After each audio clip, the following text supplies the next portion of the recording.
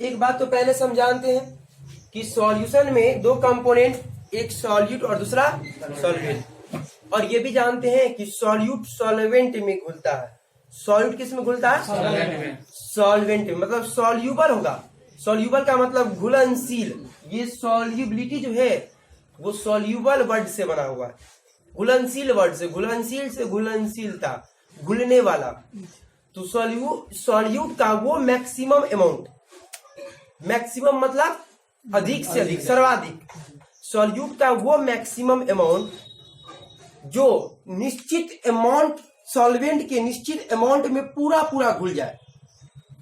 Solute का वो maximum amount जो सॉल्वेंट के निश्चित अमाउंट में पूरा पूरा घुल जाए, और एक खास टेम्परेचर पे, एक पार्टिकुलर टेम्परेचर पे हम उसी को, उसका, उसी अमाउंट को, उस सॉल्यूट का सॉल्युबिलिटी बोलेंगे।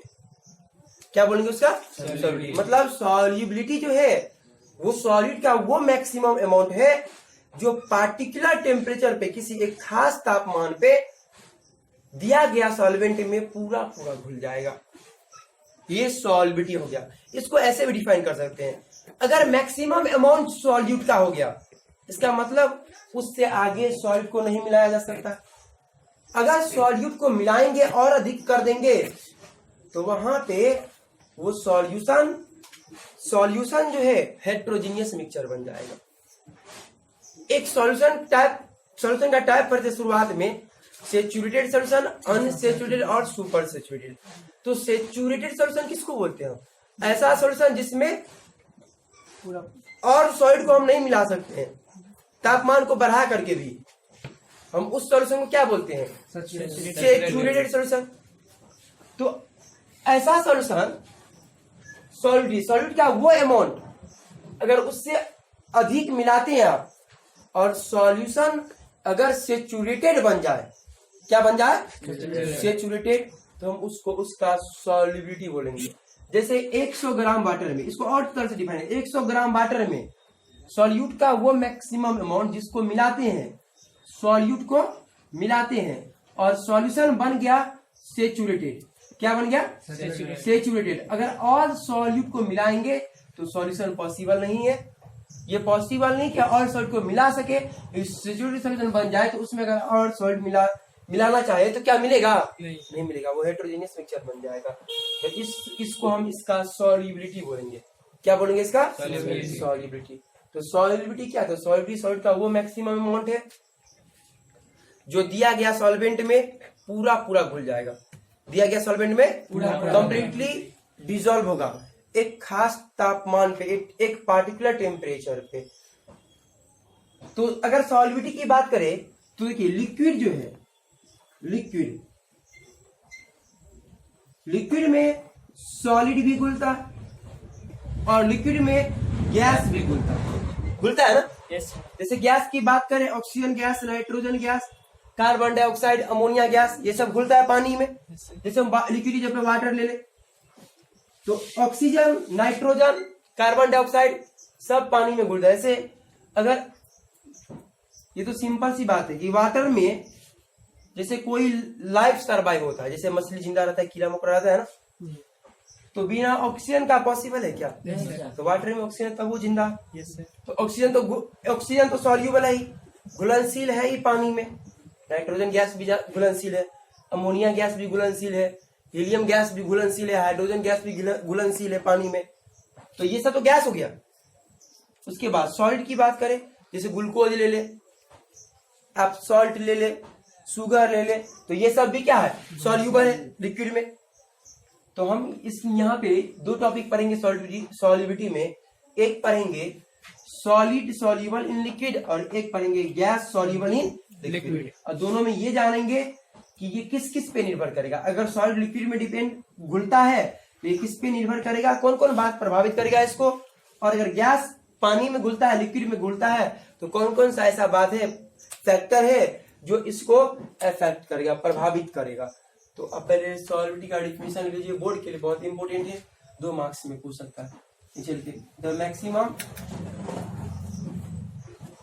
Maximum amount of solute that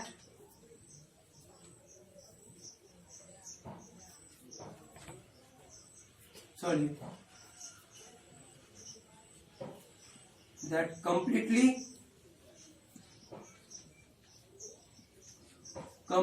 dissolve in a given amount of solvent at particular temperature is known as solubility. एक डिफिनेशन और लिख सकते हैं इसका।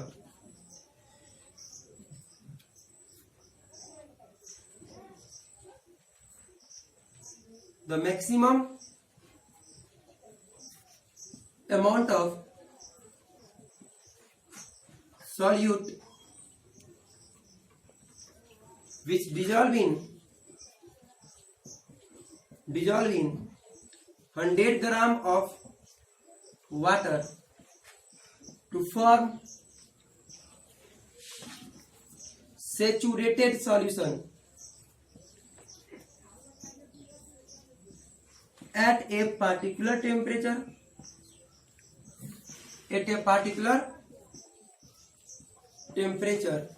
is known as, किसी खास तापमान पे is known as its solubility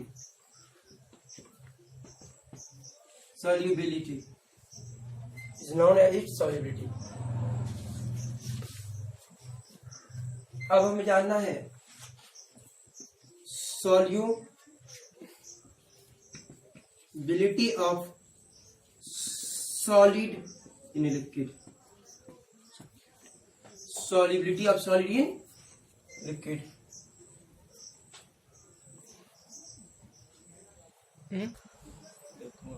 अभी सॉलिड के बारे में जान लिए। अब सॉलिड का जो सॉल्युबिलिटी है लिक्विड में उसके बारे में जानेंगे। जैसे आप जानते हैं कि सॉल्ट, यूरिया, शुगर ये सब वाटर सॉल्युबल होता है, मतलब पानी में घुलता है, तो सॉलिड का सॉल्युबिलिटी और किस में? लिक्विड में। तो अगर आपसे पूछे एक दो एग्जांपल दीजिए कि अगर सॉलिड सॉल्युबल है लिक्विड में कैसे, आसानी से बता सकते हैं कि सॉल्ट सॉल्युबल है, यूरिया, ग्लूकोज, शुगर ये सब वाटर सॉल्युबल है, पानी में घुलता है। पानी हो गया द्रवीय अवस्था लिक्विड स्टेट में, और ये सब शुगर, ग्लूकोज, यूरिया सब सॉलिड स्टेट में हो गया। तो सॉलिड लिक्विड में सॉल्युबल होता है, और बहुत सारे बातों पे ये डिपेंड भी करता है, निर्भर करता है।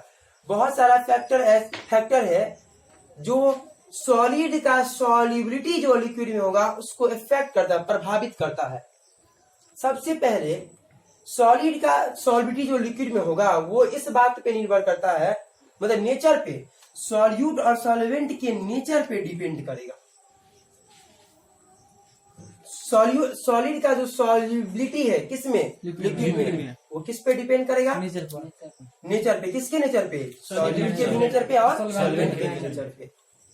Factor affecting solubility of solid in liquid, वो बात जो सॉल्युबिलिटी को प्रभावित करता है। किसके सॉल्युबिलिटी को? सॉलिड के सॉल्युबिलिटी। और किसमें? लिक्विड में। तो पहला क्या लिखे हम? Nature of solid and solvent. जैसे एग्जांपल के तौर पे अभी आपको बताए थे कि अगर केरोसिन तेल को पानी में मिलाएंगे तो नहीं मिलेगा वो, लेकिन बेंजीन में मिला दीजिए, पेट्रोल डीजल में मिला दीजिए तो मिल जाएगा। जैसे कॉमन साल्ट, यूरिया, शुगर ये सब जो है वाटर में सॉल्युबल है, लेकिन वाटर में नेफ्थलीन, बेंजीन, एंथ्रासीन ये सब नहीं घुलेगा पानी में। वही एंथ्रासीन और नेफ्थलीन और बेंजीन, केरोसिन, पेट्रोल ये सब बेंजीन में सॉल्युबल होगा। एंथ्रासीन, नेफ्थलीन, पेट्रोल, डीजल सब बेंजीन में घुल जाएगा, लेकिन सॉल्ट को और शुगर को आप मिला के देखिए, ग्लूकोज को मिला के देखिए केरोसिन तेल में, बेंजीन में नहीं घुलेगा। तो ऐसा क्यों होता है? जबकि बेंजीन भी, केरोसिन तेल भी तो लिक्विड स्टेट में पाया जाता है, उसमें केरोसिन में ये नहीं घुलेगा। सॉल्ट नहीं घुलेगा, ग्लूकोज नहीं घुलेगा, शुगर नहीं घुलेगा? इसका रीजन क्या है? तो रीजन ये है कि अगर दो सब्सटेंस को मिलाते हैं, जैसे ए और बी को आप मिला रहे हैं, मान लीजिए ये सॉल्ट और ये सॉल्वेंट, तो ए के बीच में इंटरमॉलिक्यूलर फोर्स ए या बी के बीच में बी भी इंटरमॉलिक्यूलर फोर्स, और अगर दोनों मिलेगा तो क्या बनना चाहिए? ए बी बनना चाहिए। तो जब ये तो अनलाइक फोर्स और ये दोनों क्या हो गया? Like force.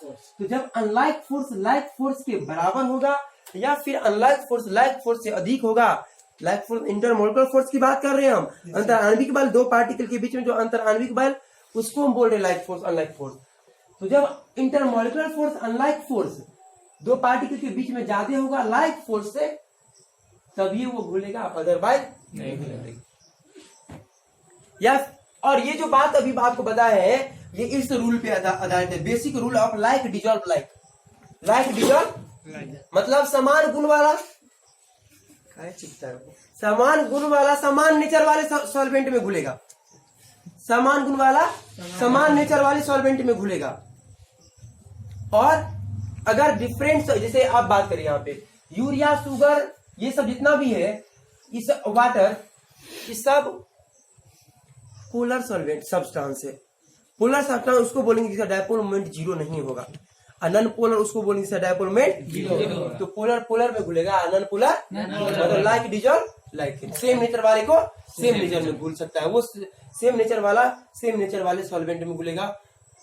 डिफरेंट वाले नेचर वाले सॉल्वेंट में अगर आप चाहेंगे घोल दे उसको, ये पॉसिबल नहीं है। तो यहाँ पे लिखे हैं the solid solute dissolve in liquid solvent is if, यदि तब घुलेगा सॉलिड सॉल्यूट लिक्विड सॉल्वेंट में जब, यदि, इफ अगर unlike force is more than और equal to like force. Unlike force या तो ज्यादा हो या फिर लाइक फोर्स के बराबर, तब ये घुलेगा। और ये जो है this is basic rule of like dissolve like, ये बेसिक रूल है लाइक डिजॉल्व लाइक, समान गुण वाला समान गुण वाले सॉल्वेंट में घुलेगा। एग्जाम्पल में यहाँ पे जैसे कॉमन साल्ट हो गया, यूरिया हो गया, शुगर इत्यादि आर सॉल्यूबल इन वाटर, ये सब पानी में घुलनशील है। बट लेकिन naphthalene and anthracene do not, लेकिन एंथ्रासिन और एथलीन पानी में नहीं घुलेगा। वहीं पे एंथ्रासिन और नेफ्थालिन बेंजीन में घुलेगा, लेकिन but salt and sugar are not, लेकिन सॉल्ट और शुगर अगर चाहेंगे बेंजीन में घुलाना चाहे तो वो नहीं घुलेगा। समझ में आए? Yes sir. अगेन दूसरा बात जिस पे निर्भर करता है solubility, solid substance solid solute liquid में घुलेगा, वो दूसरा बात टेम्परेचर निर्भर करता है। अगर टेम्परेचर को बढ़ाएंगे, अगर आप टेम्परेचर को बढ़ाएंगे तो सॉलिड का जो सॉल्युबिलिटी है, घुलनशीलता है पानी में लिक्विड में, वो बढ़ भी सकता है और घट भी सकता है। वो डिपेंड करता है जो आप पानी में या कोई सॉल्वेंट में सॉल्यूट को मिलाते हैं तो वो कौन सा प्रोसेस है। दो तरह का प्रोसेस होगा, एक होगा एंडोथर्मिक और एक एक्सोथर्मिक। ऐसा प्रोसेस जिसमें आप टेम्परेचर को ऐड करते हैं, जोड़ते हैं, मिलाते हैं टेम्परेचर को, हीट का आवश्यकता पड़ता है, हम उसको बोलेंगे एंडोथर्मिक। क्या बोलेंगे उसको? एंडोथर्मिक। और जिसमें हीट अपने आप निकलता है मिलाने के बाद, हम उसको एक्सोथर्मिक प्रोसेस बोलेंगे। क्या बोलेंगे उसको? एक्सोथर्मिक। तो यहाँ पे लिखे हैं टेम्परेचर पे निर्भर करेगा, सॉलिड का सॉल्युबिलिटी लिक्विड में टेम्परेचर पे निर्भर करेगा। टेम्परेचर बढ़ाएंगे तो बढ़ भी सकता है, घट भी सकता है। तो ये बढ़ेगा कब, घटेगा कब? तो यहाँ पे लिखे हैं एज टेम्परेचर इंक्रीजेज, अगर टेम्परेचर बढ़ेगा सॉल्युबिलिटी ऑल्सो इंक्रीजेज, सॉल्युबिलिटी भी बढ़ेगा, लेकिन कब बढ़ेगा? तो ये सॉल्युबिलिटी सॉलिड का लिक्विड में तब बढ़ेगा जब वो प्रोसेस एंडोथर्मिक होगा। प्रोसेस क्या होगा? एंडोथर्मिक। एंडोथर्मिक का मतलब हुआ कि आप इसमें हीट को मिला रहे हैं, हीट को ऐड कर रहे हैं। जिस सॉल्यूशन में हीट को ऐड किया जाएगा, हीट को जोड़ा जाएगा, उसको बोलेंगे एंडोथर्मिक। और जिसमें हीट अपने आप निकलेगा सॉल्यूशन से, उसको बोलेंगे एक्सोथर्मिक। तो टेम्परेचर बढ़ाने के साथ सॉल्युबिलिटी बढ़ेगा, तब बढ़ेगा जब डिसोल्यूशन प्रोसेस, मतलब सॉल्ट में सॉल्वेंट को मिलाते हैं और वो प्रोसेस एंडोथर्मिक हो। एंडोथर्मिक का मतलब क्या? आप उसमें हीट को जोड़ रहे हैं, जैसे यहाँ पे solid plus solvent plus heat, तो आपने सॉल्यूशन, तो आप इसमें हीट को ऐड किए, ये कौन सा प्रोसेस हो गया? Endothermic process. क्या हुआ ये? Endothermic process. तो एंडोथर्मिक प्रोसेस के लिए, एंडोथर्मिक के लिए डेल्टा एच का वैल्यू पॉजिटिव होगा। Delta H maximum positive. क्यों पॉजिटिव? तो देखिए डेल्टा एच का वैल्यू ऐसे निकालते हैं, heat of temperature minus heat of component. तो अगर आप हीट को मिला दिए हैं इस सॉल्यूशन इसमें, तो सॉल्यूशन में ये हीट जुड़ गया ना, तो सॉल्यूशन का हीट तो इस कंपोनेंट से ज्यादा हो जाएगा।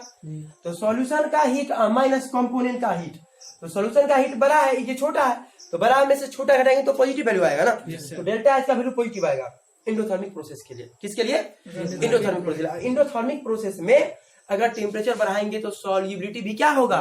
बढ़ेगा। एग्जाम्पल बताए, जैसे आप शुगर को, चीनी को पानी में डाल दीजिए और एक कीजिए कि ऐसे छोड़ते मिलाकर, एक गर्म कीजिए एक कंटेनर को, पहले कौन बोलेगा? जिसको गर्म करेंगे वो ना, क्यों? क्योंकि वो क्या है? इंडोथर्मिक प्रोसेस है। और इंडोथर्मिक प्रोसेस को अगर हीट करें तो टेम्परेचर बढ़ेगा, टेम्परेचर बढ़ेगा तो सॉल्युबिलिटी घुलनशीलता भी क्या होगा? जैसे नमक लीजिए, यूरिया भी, सब के साथ भी ऐसा ही होगा। तो लिखिए टेम्परेचर पे डिपेंड करेगा। एज टेम्परेचर इंक्रीज, टेम्परेचर से बढ़ेगा, solubility of solid in liquid, liquid में सॉलिड का सॉल्युबिलिटी घुलनशीलता में इंक्रीज और डिक्रीज, बढ़ भी सकता है, घट भी सकता है। तो हम यहाँ पे पहला ए नंबर लिखे, as temperature increases solubility, temperature बढ़ेगा तो सॉल्युबिलिटी भी क्या होगा? बढ़ेगा। तो कब बढ़ेगा? तो if dissolution process is endothermic, जब डिसॉल्यूशन प्रोसेस क्या होगा? इंडोथर्मिक, तो सॉल्युबिलिटी जो सॉलिड का होगा लिक्विड में वो बढ़ेगा। इंडोथर्मिक रहेगा तो बढ़ेगा, लेकिन एक्सोथर्मिक रहे तो घटेगा। अगर एक्सोथर्मिक रहेगा तो घटेगा। समझ में आ गया आपको? जैसे यहाँ पे लिखें, as temperature increase solidity of NaO3, KNO3, NaCl, HCl, sugar, glucose, urea सब लिख सकते हैं एग्जाम्पल में। इस सब का सॉलिडिटी बढ़ेगा। कब? जब टेम्परेचर को बढ़ाएंगे तब। क्या समझ में आया आपको? तो अब दूसरा case B number, as temperature increases solubility also increases, नहीं decreases, solubility decreases, solubility decrease करेगा। तो ये डिक्रीज कब करेगा? जब डिसॉल्यूशन प्रोसेस क्या होगा? एक्सोथर्मिक। क्या होगा? एक्सोथर्मिक। एक्सोथर्मिक के केस में क्या होगा? देखिए, solute plus solvent, solute plus solvent, तो इसमें हीट हम जोड़ेंगे नहीं, अपने आप हीट निकलेगा। जब आप सॉल्यूट में सॉल्वेंट को मिलाएंगे तो हीट निकलेगा, मतलब ये सॉल्यूशन बनेगा। सॉल्यूशन माइनस नहीं, हीट इधर, हीट प्लस हो जाएगा, ये हीट निकला। तो ये एक्सोथर्मिक, और इसके लिए डेल्टा एच का वैल्यू क्या होगा? बोलिए, निगेटिव होगा। क्या होगा? ये निगेटिव। तो जब भी एक्सोथर्मिक प्रोसेस रहे तो सॉलिड का जो सॉल्युबिलिटी होगा लिक्विड में वो डिक्रीज कर जाएगा। कब डिक्रीज करेगा? जब आप टेम्परेचर को बढ़ाएंगे। क्या समझ में आया? तो लिखिए इसको बी नंबर में, this solution process is exothermic, then तब solubility of solid in liquid decreases as the temperature increases. Temperature increases. बताइए इसको।